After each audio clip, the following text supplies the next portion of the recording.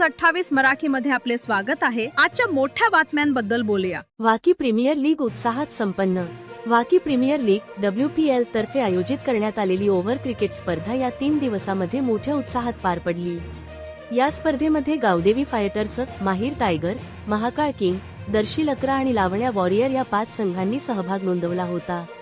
या स्पर्धेला विक्रमगड तालुक्याचे सहाय्यक पोलीस निरीक्षक श्री अजित गोळे साहेब यांनी भेट देत खेळाडूंचा उत्साह वाढवला।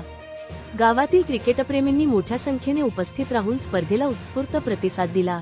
स्पर्धेतील अंतिम सामना लावण्या वॉरियर आणि माहीर टायगर या 2 बलाढ्य संघांमध्ये रंगला। अत्यंत चुरशीच्या लढतीत लावण्या वॉरियर संघाने विजय मिळवत विजेतेपदाचा चषक पटकावला आणि WPLच्या ट्रॉफीवर आपले नाव कोरले व तृतीय पारितोषिक गावदेवी फायटर्स संघाने पटकावला।